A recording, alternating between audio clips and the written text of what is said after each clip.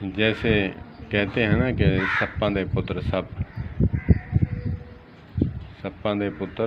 سپ، تو یہ بات مشہور ہے، بالکل واضح ہے کہ جس کا کام ڈسنا ہوتا ہے وہ ڈس کے ہی رہتا ہے، جس کا کام کاٹنا ہے وہ کاٹتا ہی ہے اور کاٹ کے ہی رہتا ہے، بھلے اس کو آپ اپنے منہ سے دانہ کھلاؤ، چاہے اپنے منہ سے دودھ پلاؤ، جو بھی کرو اپنی ہتھیلی پہ دانہ رکھ کر کھلاؤ، جس کا کام ڈسنا ہے وہ ڈس کے ہی رہتا ہے، جس کی عادت ہے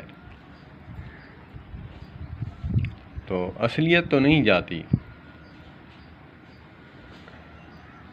کچھوے کو کہا سانپ نے کہ بہت بڑا سانپ تھا، کہا کہ یار مجھے دریا تو پار کرا دو بھائی۔ اس نے کہا ٹھیک ہے، ہم جنس نہیں ہے تو سانس بھی ہے، یہ مخلوق ہے اللہ کی، تو کہا میری پیٹھ پہ سوار ہو جاؤ، آؤ چلو چھوڑتے ہیں۔ وہ پیٹھ پر چوکڑی مار کر بیٹھ گیا جیسے باپ کی جاگیر ہو۔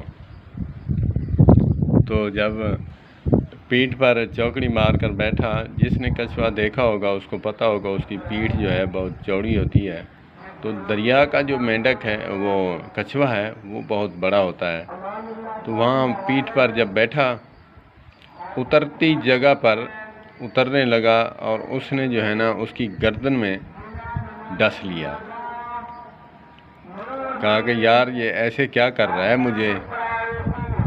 کہا بس عادت ہے وہ پوری کر رہا ہوں، مگر ایسی بات نہیں ہے۔ تو اس نے کچھوے نے ڈبکی لگائی، اس کو ڈبو دیا۔ کہا کہ یار تو کیا کر رہا ہے؟ کہا کہ میری بھی عادت ہے دریا میں ڈبکی لگانے کی، تو تھوڑی عادت یاد آ گئی، میں نے ڈبکی لگا دی تو پھر تیری ہوا خارج ہونے لگ گئی، اب برداشت کر نہ ذرا۔ تو جس کی جو عادت ہوتی ہے وہ عادت سے نہیں جاتا۔ اللہ پاک انسان کو اشرف المخلوقات بنا ہے، اشرف وہی ہوتا ہے جو اشراف ہوتا ہے، جو اشراف والی باتیں کرے، جو اشراف والی سوچ رکھے۔ اشرف المخلوقات جو ہے نا اسے کہا جاتا ہے، جو انسانوں والی اور مسلمانوں والی بولی بولے تو اسے کہتے ہیں اشرف المخلوقات۔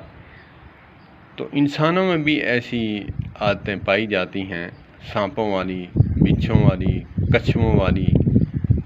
اللہ پاک ہمیں جو ہے اشرف المخلوقات والی عادتیں اپنانے کی توفیق عطا فرمائے اور ہم اشراف بن کر زندگی گزاریں، اپنے گھر والوں کے ساتھ، پڑوسیوں کے ساتھ، عزیز و اقارب کے ساتھ، حتیٰ کہ آفس میں کام کرنے والوں کے ساتھ، حتیٰ کہ گاڑی میں سفر کرتے ہوئے بھی اگرچہ کسی سے غلطی ہو گئی ہے تو معاف کر دیں، معاف کرنا بہت پسند ہے اللہ کو۔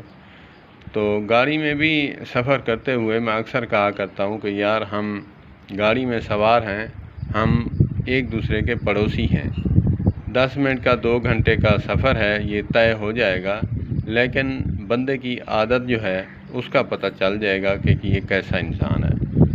تو اسی لیے جہاں بھی رہیں اشراف والی زندگی گزاریں، مثبت سوچ رکھیں۔ اللہ پاک مثبت سوچ رکھنے کی توفیق عطا فرمائے۔ والسلام علیکم۔